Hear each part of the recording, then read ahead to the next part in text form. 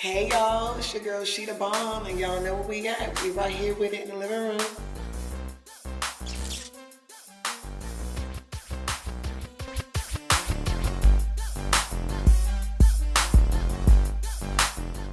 What's good, y'all? This is Drake, man, brand ambassador of EAT, elevate all the time. If you don't eat, you die in the streets. We in the living room. Let's get it. All right, y'all, we back right here in the living room, and we got Drake in the building. Or should I say Shake4Drake? I mean, Shake4Drake is cool, you know what I mean? What's up? How you doing, Sheeta, man? It's been so good to see you, I appreciate have you here with us. I appreciate y'all for having me, for real. Like, I definitely appreciate it. As soon as I came from my little break I was at, I was like, dang, Sheeta doing it like that. That look good, man. I love the quality. I love, the interviews. It was definitely a great scenery when I seen it. So I said, man, I gotta reach out. Yeah, I appreciate that. I mean, you got a story to tell. We got some shit to catch up on. No question. So, Drake, like, the people don't know you, but the people do know you, of course. Everybody know you. That's what I meant to say. But for those who don't know you, in terms of me knowing you personally, you've always been great guy, great energy, super charismatic. Yeah. Just like everybody love you. Like you've just always been this happy-go-lucky guy that's always smiling, always giving good energy, always respectful. Accomplished a lot. I know you just came back from some things. The penitentiary. But before we get into the penitentiary, because everybody will know what's up with that. Yeah. Tell me a little bit about who you are. Give me some of your background. I'm from DC. Grew up in Edgewood. Went to Dunbar, went to Shaw, went to Shade. All DC schools.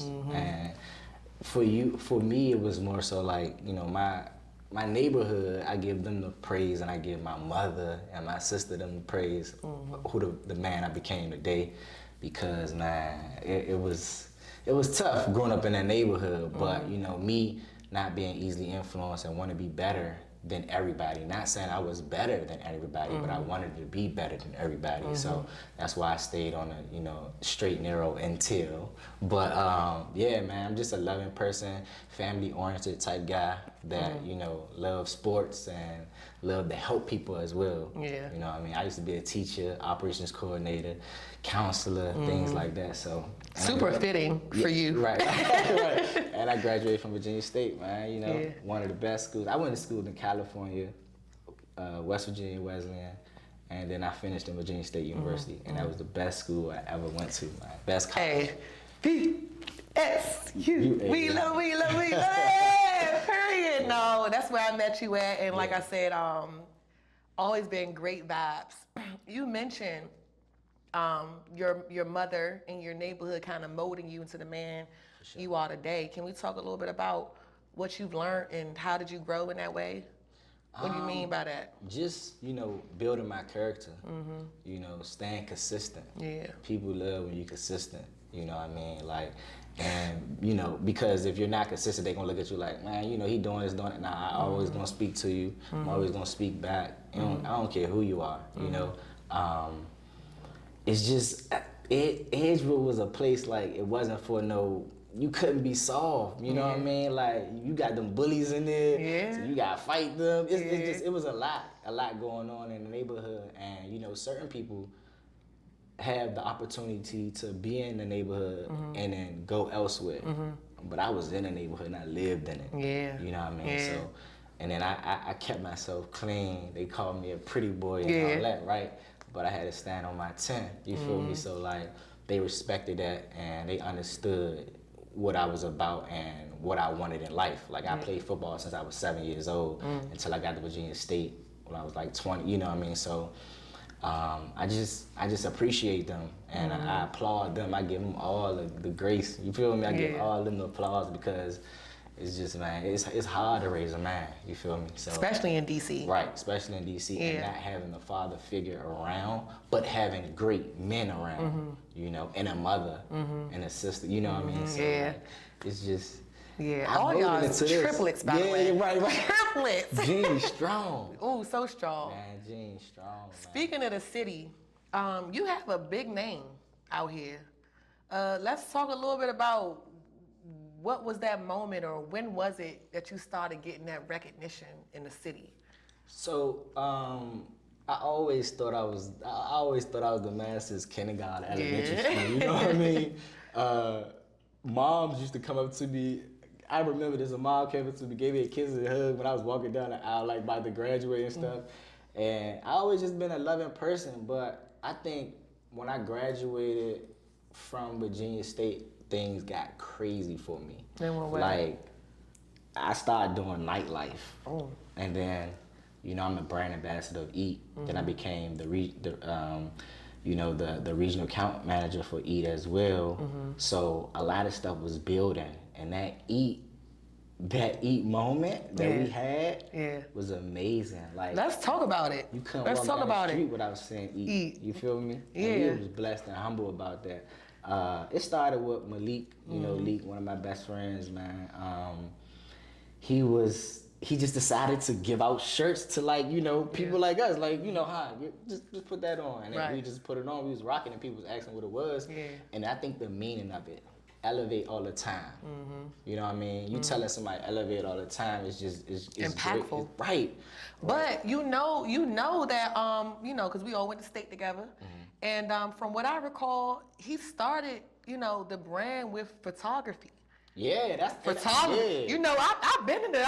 Man, what? You know what I'm saying? He started with photography, and then y'all bridged on to clothing. Can you talk more about your segue into that partnership with him? Like, yeah. So with the photography, it was crazy because he was putting his blueprint on every photo, and I remember Will Smith's daughter. Willow, she reposted one of the drinks. I'm like, what? That, you know, it was big, you know. Yeah. And then, you know, he started making clothes, and he always been like a creative type guy. And then he linked up with another guy from around our neighborhood, and they got together. Then he linked up with Carla. Then you know, everything just was going crazy. Conglomerate, yeah. And then it wasn't. We didn't want to just be a clothing brand. We wanted to be a brand in itself. So we was working on charter schools. We did nonprofits. We worked with the Rex and with the kids that was, you know, going through it, and we had a whole fashion show. It was wonderful. Yeah. It was definitely wonderful, and I appreciate that journey that I had with him, you know, because for him to give me that opportunity, that was big, because anybody could have been a brand ambassador. Yeah.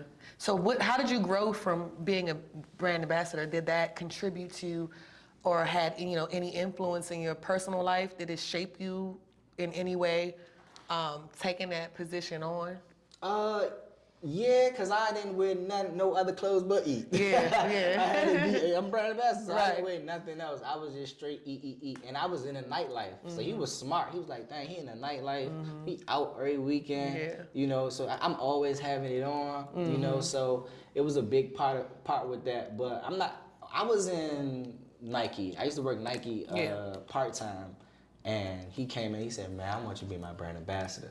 Shit. Right in Nike. I'm like, okay, brother, we'll talk about it. You know what I mean? You know, I'm gonna say off the clock. Right, I'm gonna say yeah, but Thank I'm like, you. yeah, we're gonna talk about it. So we conversed a little bit, and bam, it happened like that, and we just started building. Like, we'd be in a house, you know, ironing the patches, you know, when we had patches, ironing the patches, ironing the hats and all that, you know. Listen. Went through all that. And that for stuff. those who don't know, pressing, all that. That shit blue. Man. Blue. Yeah. Those who don't know, we talking about EAT. Elevate at all times. Man. EAT. You don't eat, you do what? Down the streets. You better do your research. Yeah, that was a great time, and it's still up and going. You know, we got an online page.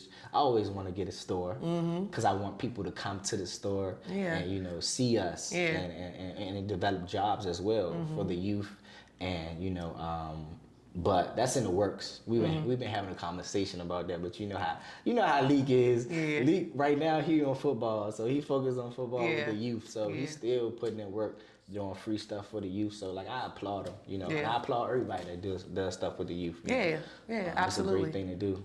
Now you speak a lot about this nightlife. Yeah. You said that he knew that you was in nightlife, so obviously you've been doing this shit for a while. Yeah. Where did it start? Where has it gotten you? Where are you at with it now? Let's talk a little bit about that, because I be hearing some things. That's a good question. So after I graduated, me and Lil Tay used to go out all the time, right? And we used to go to this club called Apple on U Street. Apple Lounge. So I'm saying every week we in there buying bottles. A guy named Keon walked up on me and was like, "Hey, y'all want to get paid for this?" We like, "Yeah." So he like, "All right, bet." So he put us on a drink. So we packing out, the whole back of Apple. Then we moved to Peace. Then we moved to everything on U Street. Like I'm talking about Cloud, Right Spot, Secret, everything on U Street. And we just took it over, and it just was crazy. Yeah. Then I branched off to Opera, Brooklyn. It was a lot. I mean, right now, I'm not gonna lie to you. I'm working my way to get out the nightlife. Okay. It's fun and games. It's fun. It's nice. It's got some perks. But I'd rather be a pot owner. Okay. Like if I'm not about to be a pot owner or a partner with them, why am I there? Right. So I'm not, or I'm gonna own something. So I have been conversing with, Chicha Lounge that I'm doing right now. I got it on Friday and Saturday. Okay. Who over there? Dre and them? Huh? Who over there now? Who over there? Chicha. Yeah, Dre. Dre. Yeah. Shout out to Dre. Yeah. Dre Case. He over there and Keon over there. It's a couple guys. They doing their thing over there. But I converse with the owner. I was like, look, man, I can be the manager here.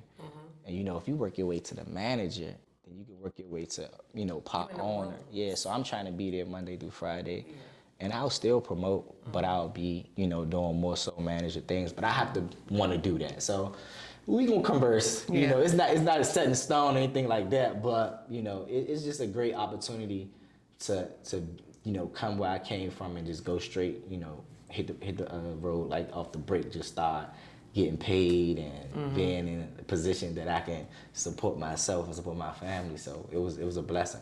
Now I'm listening to you speak, right? And I'm also thinking about all that's happening in DC right now. Before the National Guard and Trump federalizing the city, the nightlife here is dwindling down. Definitely. Do you feel, well, with you being in this lane, where do you see yourself in the next year or so? Because it sounds like you're getting more invested. So what is your plan given the current circumstances of DC's nightlife today? So the thing you want to do when we're getting older, we want to stay in the house. We want to chill. We want to be around. We want to lay up. We want to cool it. We ain't trying to do too much. You feel me? Yeah. And all these kids out there breaking the car. We ain't got time for that. Yeah. So you develop a relationship with a younger crowd.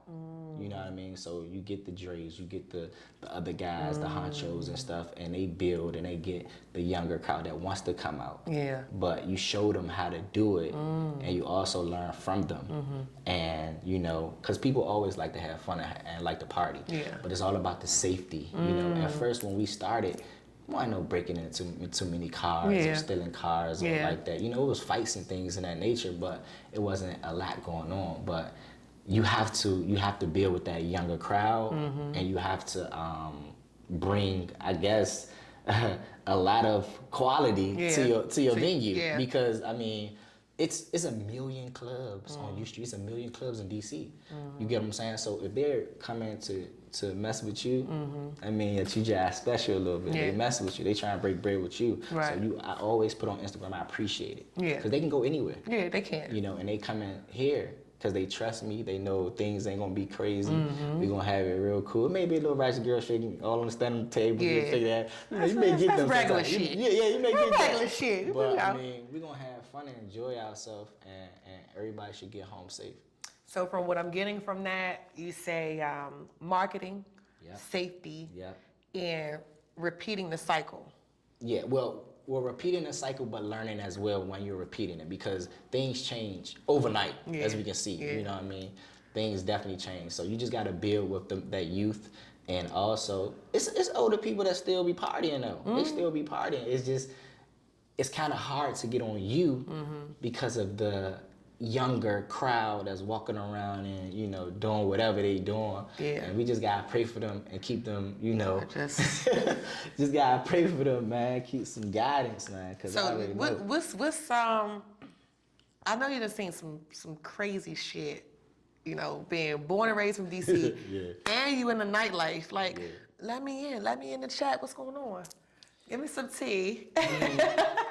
For me, what's something I need to look out for? What's something that, have you ever done anything or experienced anything that you feel that, I don't know, you might have regretted or that might have traumatized you or something that you might have remembered positively? Well, me growing up in DC, I have seen it all for the most part, you know. So things that I see in the nightlife, well, I was seeing, it wasn't really affecting me, but you know, I move a little different, Sheeta. You feel me? Like I'm getting in the car, I'm getting in the Uber, I'm getting out. I ain't trying to even look. You feel me? Because you gotta make sure you good. So I'm moving a little different. I was moving different before I came back out here. But now you don't even see me. You just see the Uber right there. I'm going in, I'm coming right. I don't even drive over there no more. You feel me? Handling business. Yeah, I'm just getting in, getting out. But yeah, I mean, you done seen some stuff, some fights, and you know, you see girls out with, you know, damn, when you just out with your,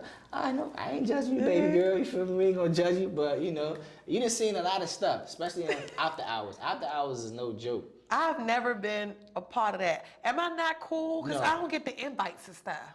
No, trust Am I not cool? They would love to have you on after hours, right? But I'm letting you know now, ain't nothing in after hours but drama. It can be chill, but you're gonna. It can be some drama as well because you're already intoxicated. So you're going to another spot to get more intoxicated. I thought that my idea of the after hours would be like secret society. You know, you go in there, you in there with the elite turned up shit. You know how you got regular turned up shit, then you got celebrity turned up shit. Yeah. So when I think of the after hours, I think of, you know, Diddy oils, you know, the little pink candies and stuff like that. I ain't never been to them. I ain't trying to go to them. But I tell you one thing though, you know, they got the strippers in there. You know, they got they do their thing, have fun. And the stripper world still? Well, you know, is it underground now? It's surprising to me because now in the stripper world is in the lounges. You got the strippers that's in the lounges now. They not really got strip clubs like Stadium and things like that. They in the lounges. Okay. So they're in like clubs on Sunday. They are like Signature, what's the play? They there. What's their role? They're stripping. But they ain't stripping. They stripping? Yeah, they stripping. They can't. We throwing them. They throwing them ones. Throwing them ones. Yeah. But not in after hour time, like regular. Yeah, okay. Both. Oh. Okay. YOLO have after hours throwing them. You know what I mean? Like, yeah. So I mean, the stripper life ain't dead.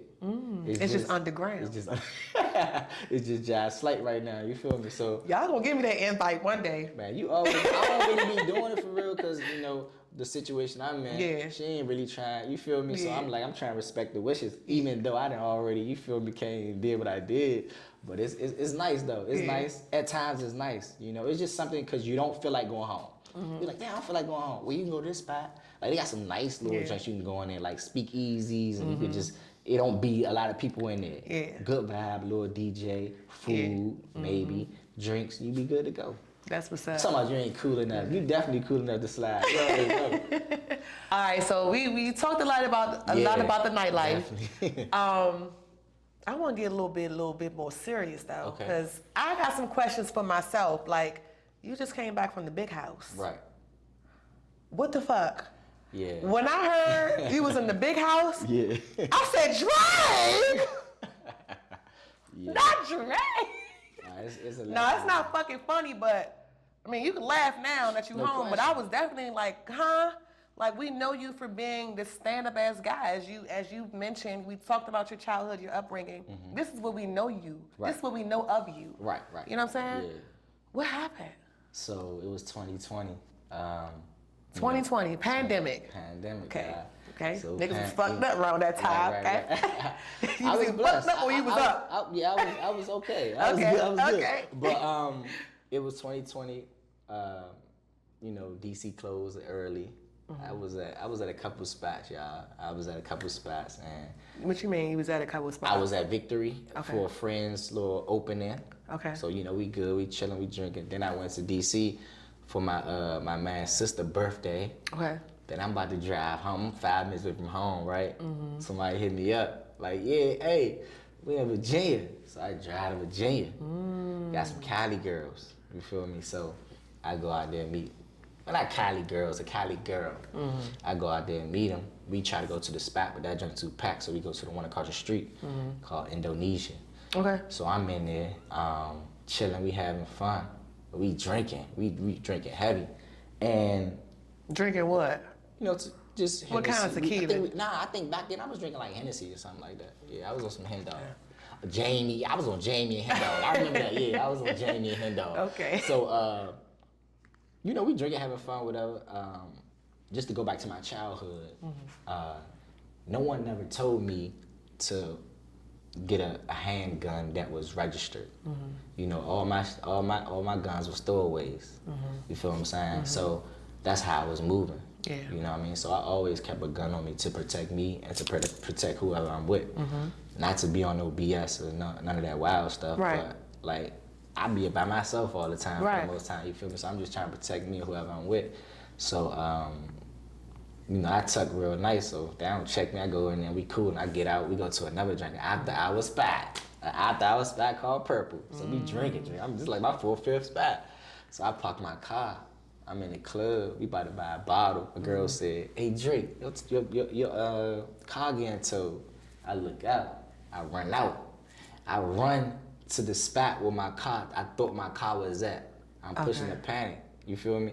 It wasn't there. Okay. So I push the panic. I go over there. I run. So when you're intoxicated, you running. It feel like you running for 20 minutes. You running for 5. You feel what I'm saying? Yeah. So I'm like, damn, why bro, ain't just told my shit right there and get out of there. So I ran up on bro, and I got the drink on me. So I'm running, and the drink job moving. He said, I jive curry him. He on the phone with the dispatcher. I'm jive currying him like, nigga, put my shit down, you bitch, nigga. I'm jive. I'm intoxicated. I'm jive lit. So he put it down. I get in it. He threw the iPad out, threw some paperwork out and stuff like that. And I touched the iPad, hands on the iPad. I get in the car. I'm driving. He follow me. He call the police. I park it. Throw the joint. They get tased. They lock me up. That's how it happened. Hold the fuck up. Wait. Yeah. You ain't even do shit. I don't want too much nothing. When I tell people this story, they be like, what the fuck? You didn't even do nothing. At the end of the day, I gotta take accountability because I shouldn't have a illegal handgun. Also, I shouldn't have been in Virginia. That's just what. But that was your first offense? Yeah, that was my first joint. Yeah, and they gave me 4.5. What? So, but that's Virginia though. That's Virginia for you. So it's just a lesson learned. That's why I want to get this story out, and let people know like. Then after that, I should have did my research, because I could have went to a program that I could have just did like 9 months and went home. Tell them I was intoxicated. My lawyer did not tell me about it. They didn't give a fuck. You feel me? You from DC, nigga. You from across the water. Yeah. Well, fuck with you going to jail, nigga. Yeah. So it is what it is. But I learned from it. I definitely learned from it. The experience being incarcerated is one that I'll never forget, but one that I never want to do again. I was in the jail for like a year and a month, and they transferred me to this penitentiary called Nottoway. Okay. Nottoway, to see what level you are, So with my crime, they charged me with illegal handgun. And armed robbery. Oh my gosh. So my crime, I'm 30. I'm 30. I'm 29, right? And I get locked. I go there. They let you know what level you are. I was at level 3. Oh fuck. Drake. Oh my gosh. Yeah. So I'm in there. I get transferred to this other camp called, what's that camp called? Augusta. Augusta, yeah. This is all in Virginia. I don't know nothing about Virginia. Yeah. I'm in Augusta. So I go there. And it's like God was trying to tell me something, right? Because all my cellies, had life or double life. So I'm like, what you trying to tell me, God? Like, all of them got life or double life. Some of them been in there since they were 17 years old. Some of them been in there since they was 20 years old. And they 50, 60, 70 years old now, you know? So me knowing who I am already and me being grown wasn't a big deal for me because I knew who I was. What do you mean wasn't you being in jail wasn't a big deal? No, it was a big deal, yeah. I'm saying, like, the easily influence, like drinking, smoking, doing drugs, listening to this person doing it. No, I'm not doing it. While you were in there? While I was in there. Okay. I knew who I was. I was a man, you feel me? So I wasn't the younger guys that was growing up in there. I was already grown, you know? So that was the blessing. I used to be like, why I ain't get locked up at 17 or 18, get it over with? Nah, I'm blessed that I got it at the age that I got it because I knew I was mentally strong, had a great support system. Yeah. I linked on my female friends that I had relationships with, as in like friendship. Yeah. You know, I broke up with my girlfriend in there, Sheeta. You know, because I just didn't want to, I was already 1 foot in, 1 foot out, but I didn't want to be a guy that's going to keep her around and, you know, call her and, you know, I'm getting mad because she ain't answering. Nah, I ain't got time for that. I'm focusing on what I got to focus on, so I let her do her thing. Why is that always the mentality of a man that goes to jail? Why is that is that something that you all are taught? For me, I think it was my support system that, you know, helped me out. I knew that I could lean on them. And I knew that I didn't want to, okay, me and you with each other, right? And then you holding me down the whole time. I come home and do the same shit I was doing. You feel me? Start, you know, messing with girls. You know, I ain't doing that. I ain't want to put her through that. Put me in the mind frame of a man for a second, of an incarcerated man for a second. What is it about you requiring that level of loyalty while you're inside to have it mean nothing to you once you come outside? Like, what is it? Is it, you already said that you went in there a man. You went in there knowing and having the discipline that you needed to survive in there. Right. So why isn't the same thing applied on the outside? It is. I mean, you gonna mature whatever. I tell people, look, I'm gonna mature. I would have matured if I was in there or outside. You feel me? But at the end of the day, it's a come with maturity. You know, I was invincible, as she would say, when I was moving outside. You know, so, but for me, it was just, I need to focus. I seen people rip the phone call, you know what I mean? Because they on the phone with a girl and then they get into it with the guy because that's not his phone. You know, it's a lot. So you got to be careful what you do. The littlest thing you doing it can turn into something real big. Looking at each other. You feel me? You feel what I'm saying? Looking too hard at somebody. Yeah. That can turn real left. But me, I didn't go through those things, man. Like, I was blessed. I stood on my 10. I worked out every day. I was consistent. Yeah. And I was from DC. Yeah. Let me get into that, right? So I'm in Virginia area, but I'm from DC. It's DC guys in there. But they like, I don't know this guy. I don't, the DC guys back in the day, they have done something. I don't know what they did back in the day. Yeah. They have done something to be like, let's not mess with this guy. You know what I mean? And I just, like I said, I was consistent. I was myself. You know, I got into disagreements and, you know, we can go on here and do this or whatever, but it wasn't nothing like real crazy. You know, and I was on another level. A lot of Muslims gravitated towards me. I was just about to say that. Yeah. Did you receive the same love in there that you got outside? Yeah, man. Like, that is a true testament that's crazy. to who you are. That is crazy. I still reach out to them guys. I still hit them on JPay, send them pictures. You know what I mean? So, like, it's crazy. I didn't notice that until I was in the jail, right? And I don't really be speaking too much, but when I spoke, everybody was like this. Yeah. They was quiet and they listened to what I was saying. It was another guy speaking, they'd be talking or being rude and things like that. But when I spoke, they really, and I was like, oh, it's something about when I open my mouth, they listen. Cause I ain't talking no BS. I'm gonna talk real to you. You know, I'm a real genuine guy. You know, that's just in my blood. That's just who I am. Yeah. So, but I didn't, after I left Augusta, I went to Greensville. Augusta got shut down. So what's Greensville like? Gangland. Oh shit! I was about to say it gets worse. Yeah, it gets worse. It gets worse. That's gangland. And you know, being from DC, we don't do gangs. No. We hoods, you know, whatever. But it was Crips, Bloods, you know, GDs. It was a lot of people in there, but they gonna like I said, they gonna respect you. You feel me? And it was crazy, yeah. Like you can die in there. Yeah.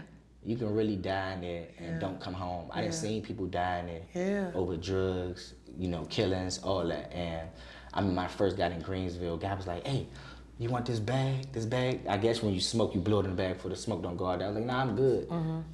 The next morning, he was dead.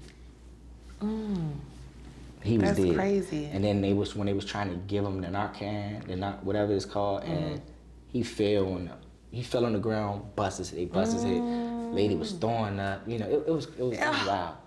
I done seen some stuff in there. I wasn't telling my mother or my sister what I was seeing because I didn't want to worry them.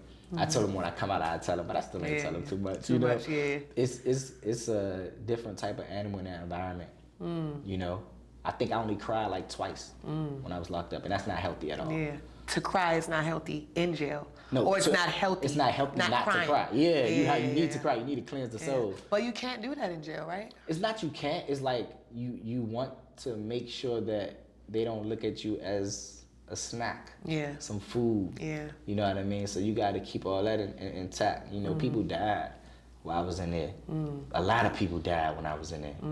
To my grandmother, to my cousins, to my friends. A lot of people died. So I had to hold that in. You know what I mean? So.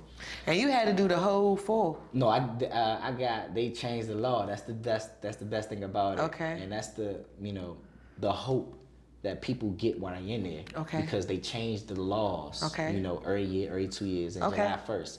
So they changed the law. I did 3.5. What was this law? It was changed. It was first you have to do 85%, but now they give you 65%. Oh. You know, and you know you can get in trouble and lose your good time. So I stayed out the way. I ain't do all that getting in trouble shit. You feel? I wasn't embarrassing my family. I wasn't embarrassing my family that's working hard out there, that's sending me what they need to send me and I need to eat to stay in there extra day, an extra year. Now I ain't doing that. I used to look at them people like they crazy. Yeah.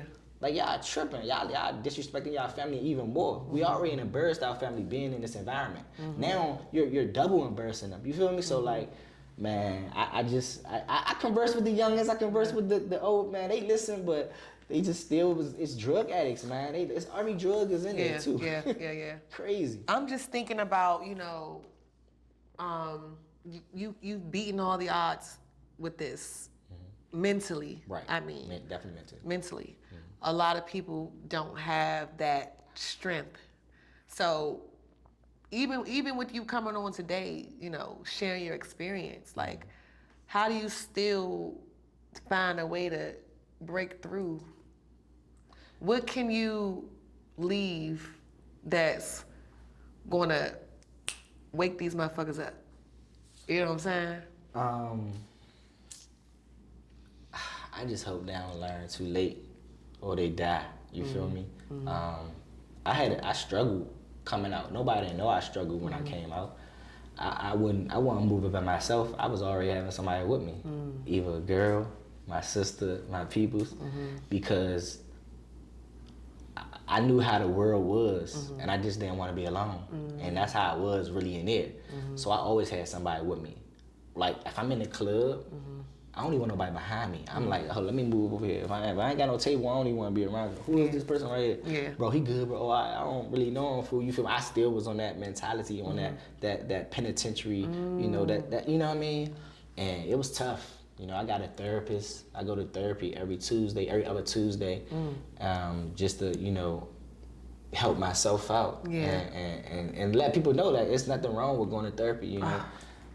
But I just want the people to understand, like, don't go my route. I always tell myself, like, man, I wish I never had to learn that way. You feel me? Like, I never wanted to learn that way. But, you know, everything happened for a reason. God put you in that position. You feel me? He showed me that, and he gave me that experience. But, you know, like, I'm blessed. I didn't have the same.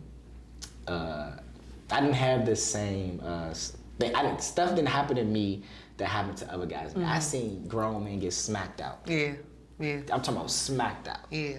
Taking the phone from this and that. I was blessed to not go through that. You know what I mean? I'm like, you on the phone with your son, You telling him you getting smacked out? You feel me? Because you in this joint getting smacked out, Slim. I'm talking about they smacked. Is you telling them? Man. What you gonna come home and say? Man, what? Because you know they talk. You know jails be talking and stuff. It's ridiculous in there. I mean, I feel bad for women because you have to risk maybe dating one of them guys in there. Yeah. Yeah. They're gay. Mm-hmm. They got wives and they don't, you know, man, it's some crazy stuff. It's a lot of fuckery. Like you don't want to be around it. I know some stories is crazy. Like, how do you decipher?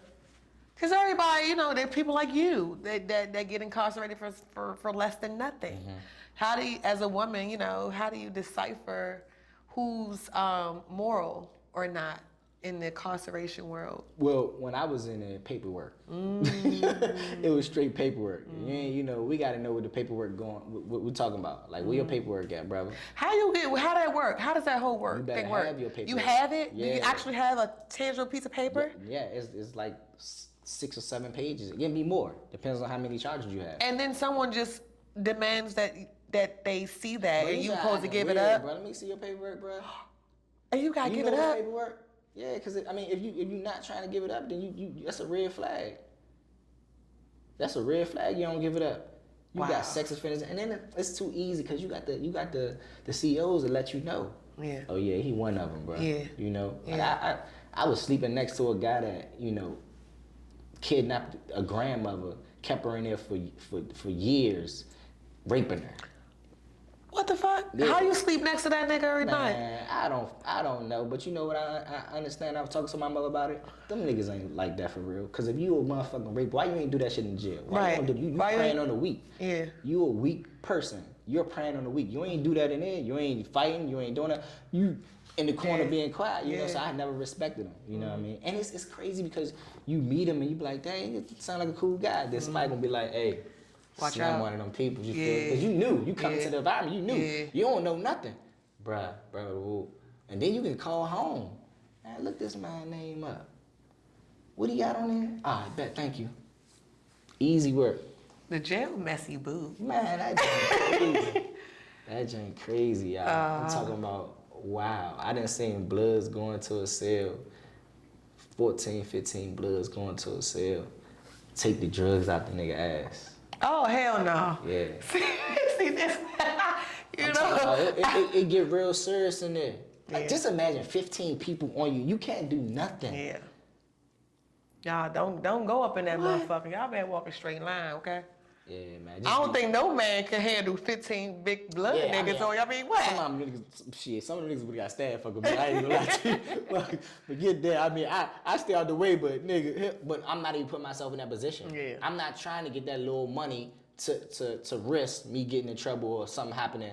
And, you know, because you're a target. Yeah. When they get hungry, they gonna come to you. Mm-hmm. And if you ain't with nobody, you're by yourself, that's what's gonna happen. You fool, nigga. I'm telling you. I'm telling you. But so shit, man, like crazy shit the last 4 or 5 years or so. Definitely. So you just got home. When did you come home? December 12th, 2024. So you coming up on a year? Yeah, I think I've been 7, 8 months now. 7, 8 months. Mm-hmm. So, like, tell me what's going on with that transition? How's it been? Well, did you get a lot of fake love? Because you know all that fake love shit, you know. Everybody was reposting you and shit. Yeah. Was it real? I mean, for me, it was appreciated. I lower my expectations on people. Okay, that makes sense. I mean? We talked about this. Mm-hmm. I don't really, you know, I have friends that I grew up with since I was like 7, 8 years old. Mm-hmm. And then I have friends that I developed a relationship with throughout the nightlife. Mm-hmm. I have friends I developed a relationship with in college, you know. So me, is all categories for me, but I still respect them and keep them on the same level. But I know it's still levels when it comes to it. Yeah.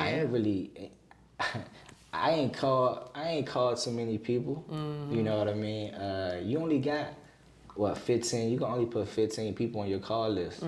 So I had to be very careful with that. And then I know life be lifing out there. And if I'm sending you the automatic junk and you don't answer it the first time, I ain't about to really send it to you again. Cause you busy. You know what I mean? So Life be life, but it don't be what y'all think it is. What y'all think it is on the inside is way more dramatic than what's going on the outside. Y'all paying bills. We are paying bills. We are. You know what I mean? You gotta take care of your daughter. You gotta take care of your children. I can't be reaching out and I'm in here. I got a little slight job, little canteen, whatever. You feel me? But you gotta do what you gotta do out there. Rent is high. You feel what I'm saying? Rent high as shit. You know what I mean? So it's just I understood it. I understand. So I had my little slight people who I linked on when I was inside, and you know. That's how it happened. It wasn't too much for me. I knew who was around. I knew who was going to answer the phone. I knew who was going to check on me. A lot of people I didn't call. A lot of people didn't contact me, but they did reach out to my sister when they saw her out. My sister told me, my mom, my friends, you know, and I appreciate it. And then I seen the text messages, and because I had my phone still was on. You know what I mean? My phone. Damn, so you got 4 or 5 years of shit. Yeah. Damn, that's something to come home to. Yeah, so my phone was still on. And Instagram still was the same. I had Lil Tay running it, and I had my god sister running it. But I think they was unfollowing people because I was like, oh, they was following people too. I'm like, I don't even know these people. Why y'all doing that? Yeah, but it was all love. So I seen the text messages. People was telling me happy birthday, and they was like, dang, what happened? And then you'll see people like, dang, man, hold your head in there. Dang, you know, just little stuff. So it was cool, you know. It was real cool. I don't take it no way. You know, I don't take it no way. But for the fake love, I really don't know. Maybe so. Hell yeah, most likely. Yeah. But I don't focus on that. I remember a girl was like, Drake, you better not mess with them when you come home, cause when you was home, you looked out for everybody. You made sure everybody was good in the club. Ooh. I said, baby girl, I can't focus on the people that's not here doing for me. I gotta focus on the people that was doing for me while I was inside. I can't put that energy in them. I gotta put that energy in y'all. You know what I mean? She understood. She like, yeah, but I was like, yeah, but I gotta focus on, I gotta love them. I gotta hug them. I gotta support them, you know what I mean? So that's what I did, and that's what I'm gonna continue to do. That's what's up. You're such a great guy, Drake. I be like trying. Such a great guy. What you got going on though since coming home? Well, you know, I'm still doing the brand ambassador with E. Still, you know, releasing some clothing and things like that. Got the Nightlife. I got 3 clubs right now that I'm doing. One on Saturday. Well, one on Friday is Chicha Lounge. Okay. That's a night one. And then tonight. All right now, Chicha. Then I got a brunch on Saturday at Barcode from 1 to 5. But I'm weighing myself out of that. I put my 2 weeks in, so because I'm trying to, you know, I'm weighing myself out of that. Okay. You serious? Yeah, I'm definitely serious. Yeah. And then for Saturday night, I have Chicha again. You know, Chicha gave me the money. They gonna give me money. I'm gonna go with the money. You feel me? Yeah, so shit. I got Chicha on Saturday night as well, and that's a nice night. It'll be rocking in there. Yeah. Okay. And Sunday I don't do anything because I do training. I do like personal training as well. But right now everything's kind of slow. But I do my cousin from like Monday, Wednesday, and Friday, 5 o'clock in the morning. I do my mom on Tuesdays and Thursdays at 3 o'clock in the morning. Okay. Because she got to go to work. So I'm just really focusing on helping my family. I walk with my grandmother on Wednesdays and Fridays.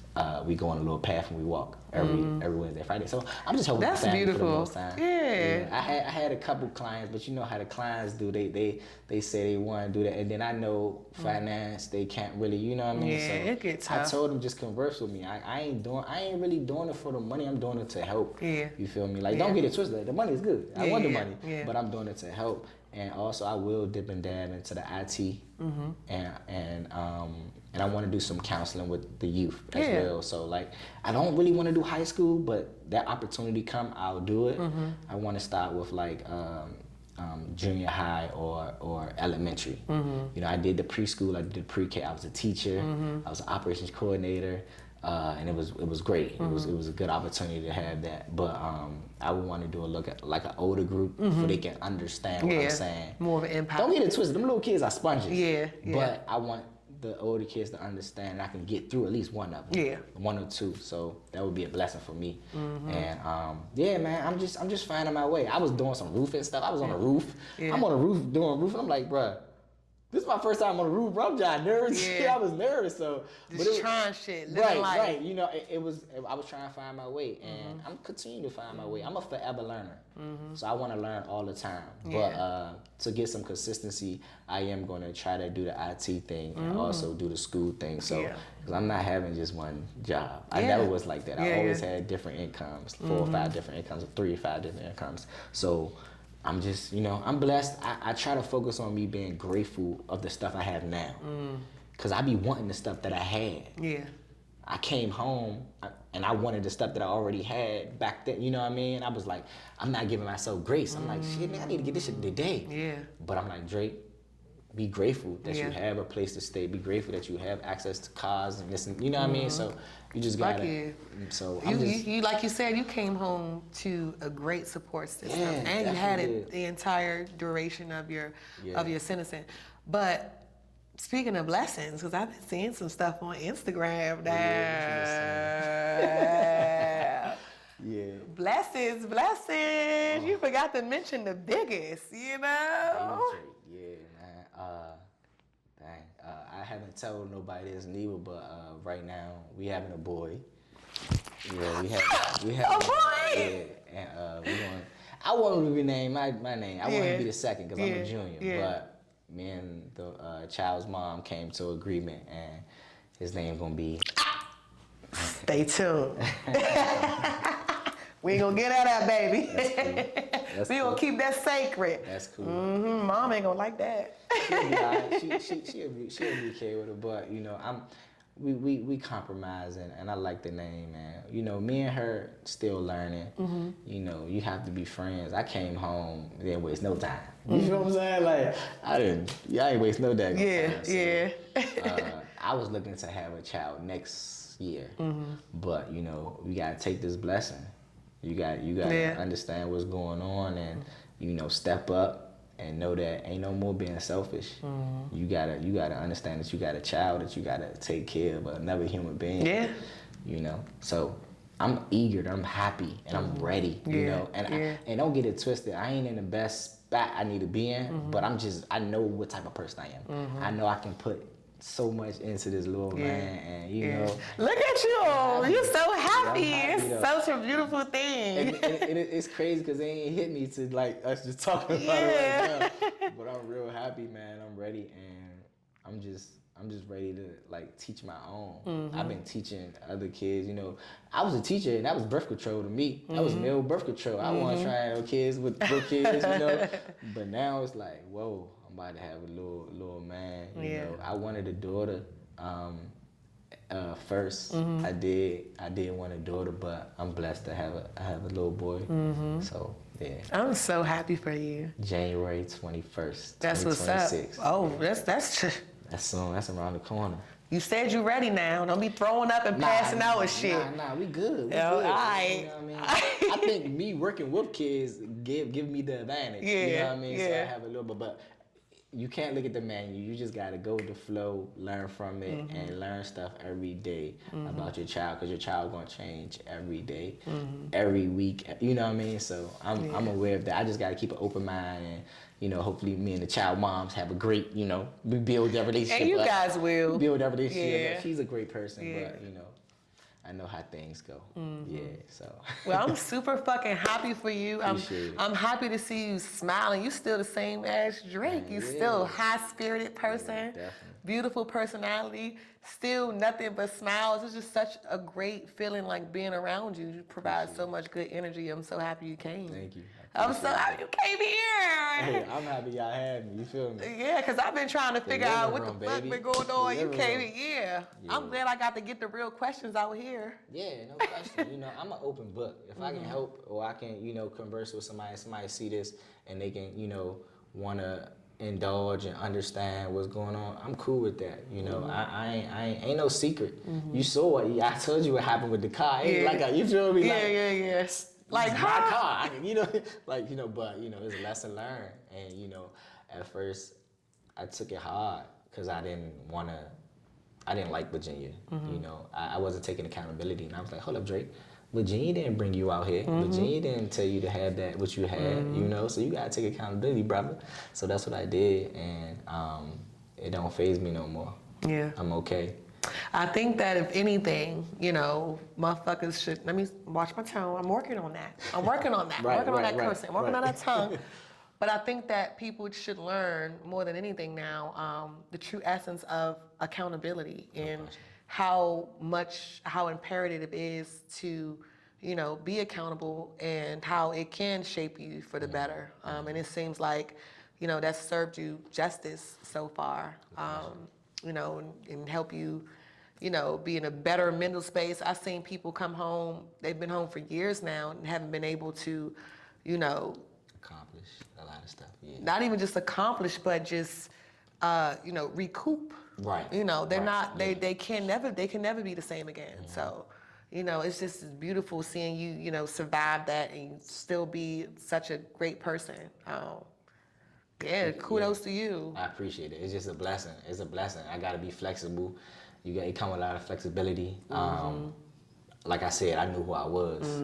That's the thing. When you in it, you gotta remember who you are, cause you can forget. You can start doing things that they doing. And you like, that ain't me. Yeah. And you tricking yourself out. But that's the same from out here. That's how you get in there. That too. Yeah. Saying you be a flunky out here, you gonna be a flunky in there. So Hey. stand on something. I'm telling you. You ain't lying. You definitely ain't lying. We all definitely heard it first. Yes, Drake sir. right here in the living room. You just dropped some exclusive tea, period. Definitely. I hope you come back. I definitely want to touch bases back with you on progression. No question. Making sure we touch bases on that management role you about to get, partnership. Yeah. Manifesting we that. definitely gonna. I like that. Manifesting word, that. manifest. I can like see that for you. It's gonna happen. I like that. Yeah. Man. Yeah. All right, y'all. Next time we right here with it in the living room. Catch us back. Y'all already know. Appreciate it.